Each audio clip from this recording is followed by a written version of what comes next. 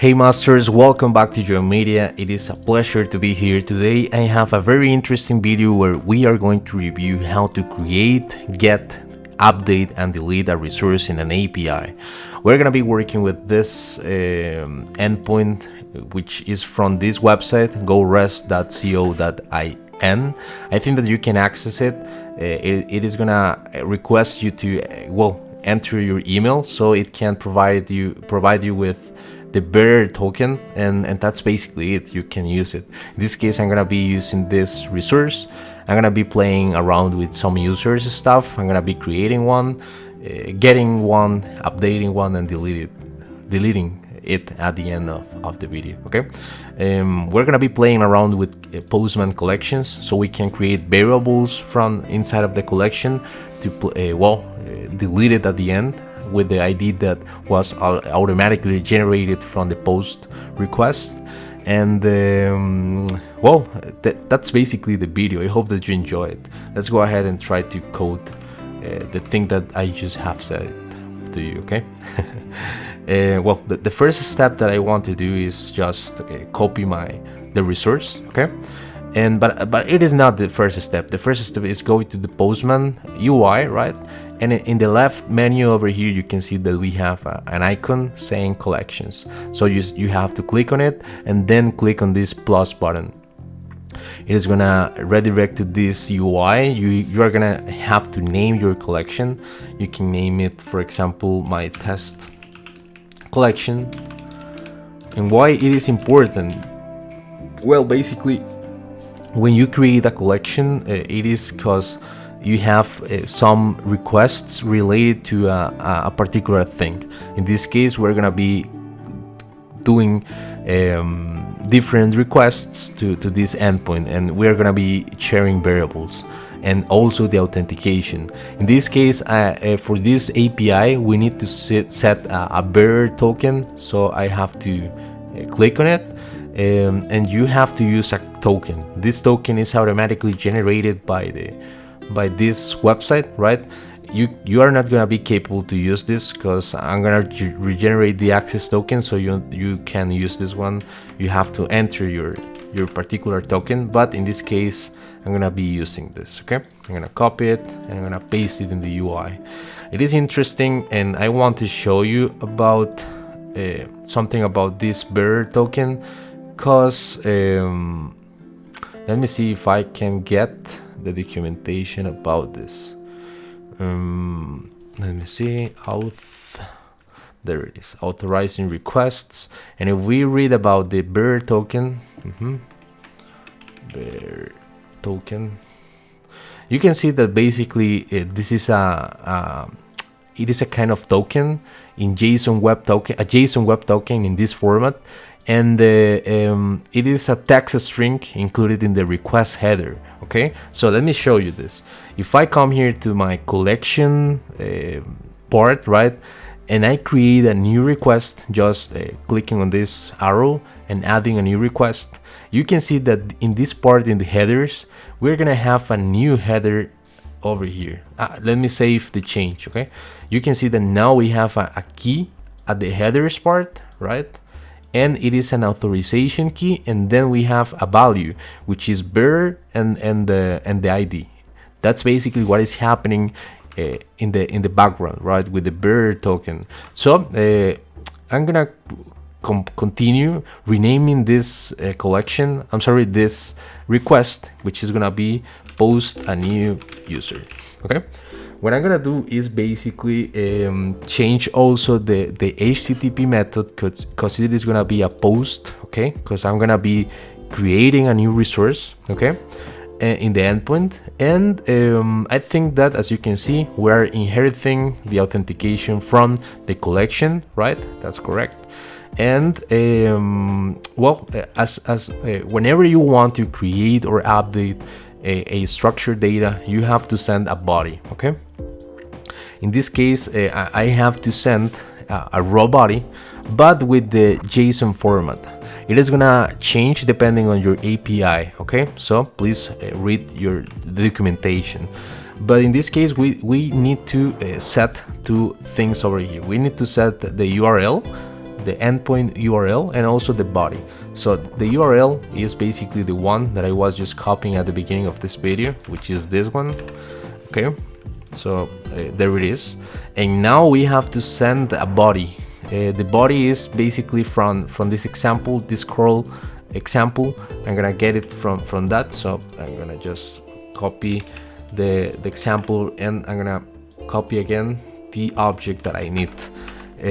This is the format that I have to send.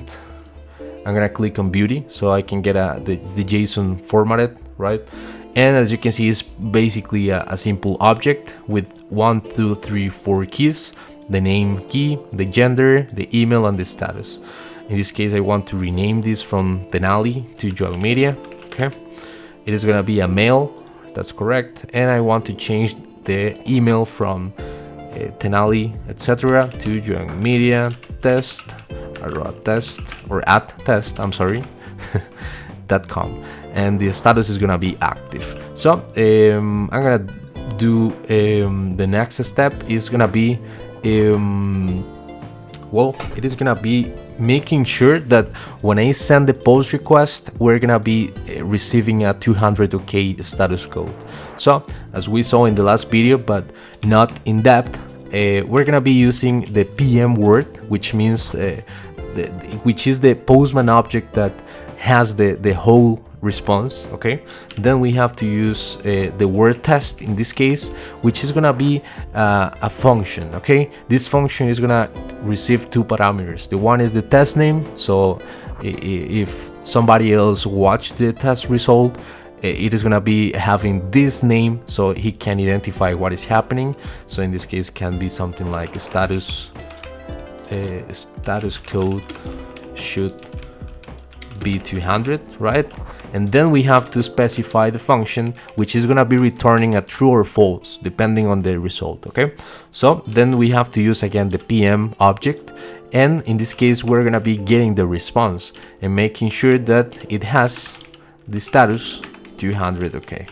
Okay, let's go ahead and delete and post it. Let's see what is happening.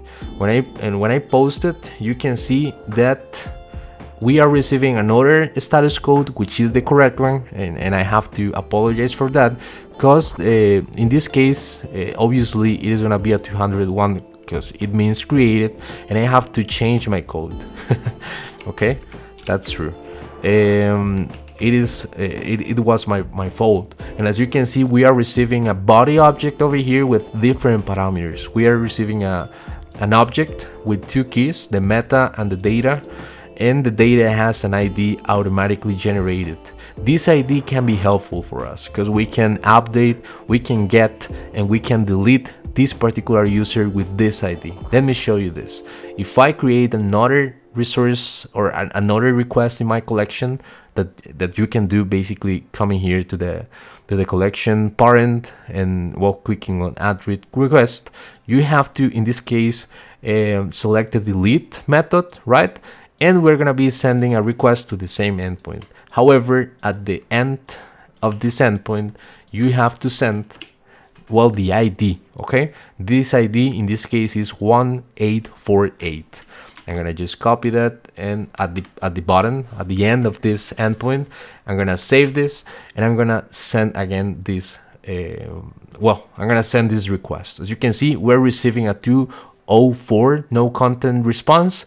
It means that basically the server successfully processed the request, which is good, but it is not returning any content. In this case, the way that this API was constructed basically is not returning anything. It is just a matter of this API. However, sometimes you may be receiving a 200 OK and also a body confirming that you deleted the resource. Okay, that's basically why this ID is important. Okay, now let's imagine that I also want to check that this response automatically generated this key. Okay, we cannot test the value because this value is gonna be automatically generated and can be some anything, right?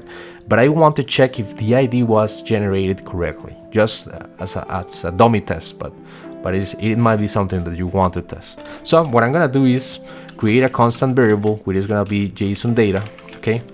And we're gonna be getting the response from the PM object, okay? And we are going to be transforming or changing the response to a JSON. Okay, that's basically what I'm gonna be doing with this code. Then I can do another PM test, okay? And this test is gonna be has ID key, okay? We're gonna be checking that. And then we're gonna be creating a function. This function is gonna have a PM.expect, because now we're gonna be using the BDD or behavior driven development style assertions that Chai.js has, okay? That's basically is. If you want to learn more about API assertions with Postman, go ahead and check the Chai.js framework, okay? Because it is the base of these assertions. And in this case, I'm gonna be accessing the JSON data that I have has assigned from this response, okay?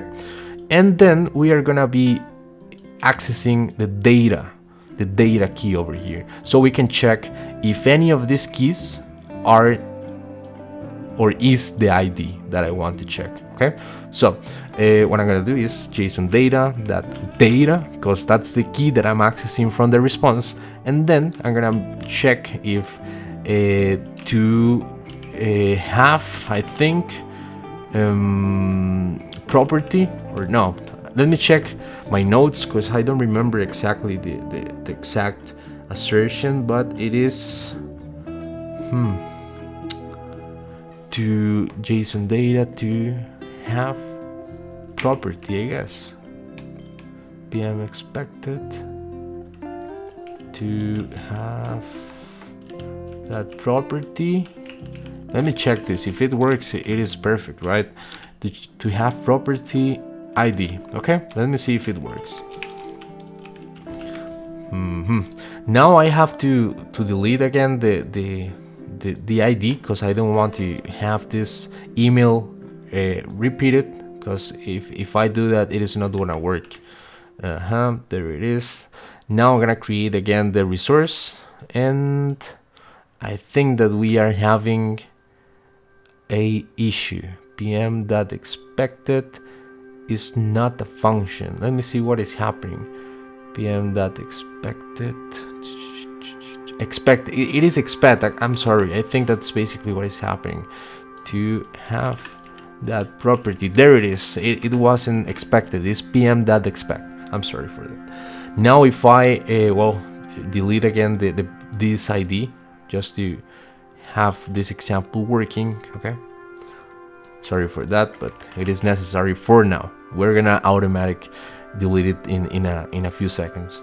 I'm gonna send again the post request, and as you can see, we're checking now that it has the ID key as expected. We're doing this test. Basically, we're checking, right, if the JSON.data had or has the property ID. That's basically what we are doing. Let's also imagine that for some reason I want to check the body, okay, the body of this response. You can see that the email of this response, which is the thing that I want to check, the email, it is gonna be inside of the data key, inside of the object data, okay? So I'm gonna do the following stuff. I'm gonna create another test, which is gonna be PM.test, and it is gonna have we're gonna check if it should have the correct email, okay? And the email is gonna be the one that I'm sending in the request body, okay, which is this one over here. I'm gonna just copy this string, and we're gonna be doing the same stuff. That PM.expect response data, JSON data in this case, that's the name of the variable that I have created, that data.email, right, because we're accessing the data object, and we're gonna check if to be equal, for example, and we have to send the string over here.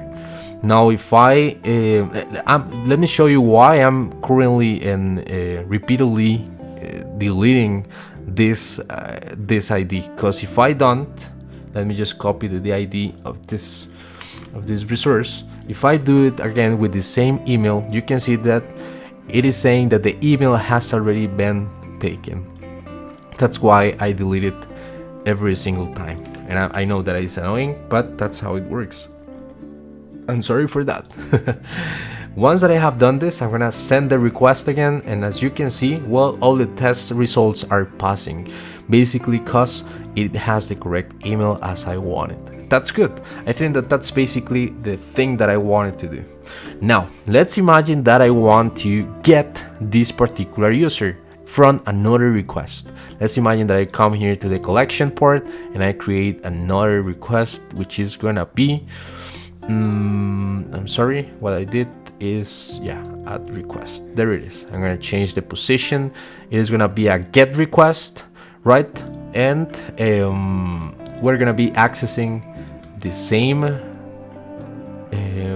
oh, I think that I did something wrong or not. Let me see.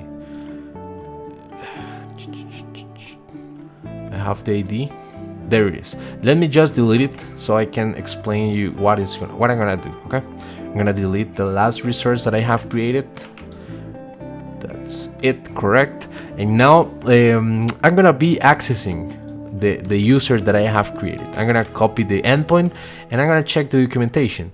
As you can see, when I want to get a particular user, I have to access it from or actually using the ID that I've got from the post. And that's how we're gonna be using a collection variable. I'm gonna create a variable here. It is gonna be a user ID, okay? And we are not going to set any initial value or current value, because the user ID is gonna be totally automatically generated, okay? So I'm gonna come here to the post collection, or the post request, I'm sorry, and here we're gonna create well, something. I'm gonna create or call a PM that collection variables, okay? And this collection variables has different properties. We can set, or we can get, or we can unset, and we have different properties. In this case, I want to set a collection variable. The name is gonna be user ID, right? That's the name that of the collection variable that I just have created. I'm gonna save the changes, and now if I write down again user ID, you can see that it is recognized. And then we are gonna save the ID from the JSON data, okay? So I just have to do something like this: JSON data. That data, that ID. There it is. I think that that's basically what we have to do. And if I well, create a new user again with the same email, right? We can see that this is the ID automatically generated. And if I come to the collection part, you can see that we have that value saved in the variable that we have set. Okay, that's good. Now let's imagine that I want to get that particular user from a get request. I just have to use, well, this syntax. Okay, inside of this I don't know, curly bracket syntax, you have to call user ID. There it is. And if I send the get request to this particular endpoint, you can see that we are receiving a 200 OK and the data from that particular ID. Okay, that's good. And that's how you can create collection variables in order to interact with different requests. I am gonna change the request name to get a user and the delete request to delete a user. That's good, right? Now imagine you can do the same stuff with this delete request. You just have to use curly braces, brackets, double curly brackets, then, well, call the variable user ID, right? Close the curly brackets, and you can delete it too automatically. And that's how you can share a variable with different requests from the same collection. I know there are more types of variables, but I think that it is gonna be a good start for you if you want to use it in this way. Now let's imagine that now that I can create, I can get, and I can delete a user, I want to update one. Okay, so I'm gonna create a new request in this collection, add request. I'm gonna move it at the top, or actually above of the delete a user request. Okay, and well, I'm gonna change this to update a user. Okay, and I think that before we create the update itself, we can make an assertion in the get part, right? Let's imagine that I want to check if I don't know, for example, PM that we're gonna get the data in a constant again. Okay, JSON data. We can get this from get pm.response.json. We're converting the response in JSON. Then we can perform different stuff. For example, pm.test. Okay, that's the basic syntax. Status should be 200. Okay, in this case, right? So it is gonna be a function here with the structure pm.response to have status 200. Okay. Then we can do more validations. For example, making sure that for example, I'm gonna change in a few seconds the status. So I want to make sure that the status is active as soon as I post it. So I'm gonna just check that. How you can do it? It is pretty easy, and I think that we did it before, but we are gonna do it again. It is gonna be check status, right, to be active. We're gonna have the same function over here, and we're gonna do a pm.response. That expect. We're gonna be accessing the JSON data that status, if I am not wrong, right, to have or to be equal, and the value should be active, if I am not wrong. I'm gonna test it in a few seconds. So let's go ahead and do it. I'm gonna post it, right? There it is. We're getting this new ID, and as you can see, it is automatically saved in the collection variable. Now I'm gonna get it, and I'm gonna check if the test results are passing or not. We're getting a 300. Okay, the status is active as expected. That's correct. And well, and the delete a user request, the only thing that we have to check is a 204 status, right? Because we're not receiving a body. We can, well, if we want, we can check if a get a user, we have a different results. I don't know, but in this case, we can reuse this test to delete user, right? In this case, it should be returning a 204, right? And when I delete a user, there should be working. Let me see if it is or not. You can see that now we are having different test scripts or assertions for different requests. Okay, that's correct. Now I'm gonna create or actually format the update a user request. It is a patch one or a put one. I'm not sure. Let me check.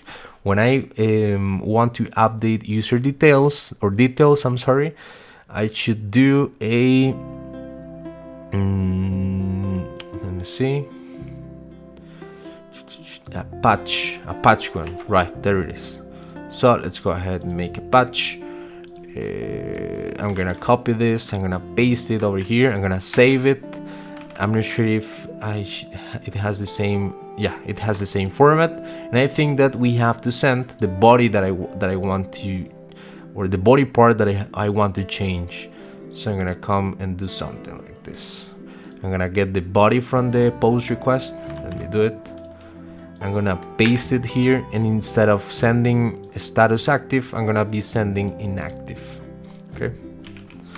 So when I come here and I do a test, let me just copy again this because I don't want to do it from scratch. Okay, there it is. When I want to do these tests, you can see that instead of having a status active, I want to have status inactive. Okay, so I'm gonna post it. You can see that probably it is working, created. When I get, we're getting a 200. Okay, and now we're gonna check if the update works or not. When I send the body with a modification, right, inactive, you can see that now the test results has the status inactive. If I check the body, well, we have an inactive status, even though when I post it and I get the request before I patch it, right, it was active as expected. That's correct. And now I can delete it. Okay, there is something interesting too with the collection part in Postman, and it is that you can run a set of requests. So for example, if I come here to this collection, you can come here, you can run the collection, you can set the iterations that you want to do. If you want to have some kind of delay, if you have an external data file, you can do it over here, but you can run it. And as you can see, we're gonna have all the results over here with the different functions name, the test name, and here you can see that everything is passing. In case something is wrong, you should have the status in the fail tab, but in this case we only have passed tests. But guys, I think that it was a very interesting introduction, right? I think that it was short too, or not. But well, I hope that you enjoy it. Please let me know in the comment section if you have any kind of question, any kind of suggestion. I'm gonna be more than glad to hear your feedback from you and learn also. I'm not the expert in Postman, so please let me know in the comment section if you want to well, give me some feedback. In the next video, I think we're gonna be automatically executing this collection from the command line, so we could use this same structure in Jenkins or something like that. So thank you very much, guys. I hope that you enjoy it, and see you in the next one. Bye bye.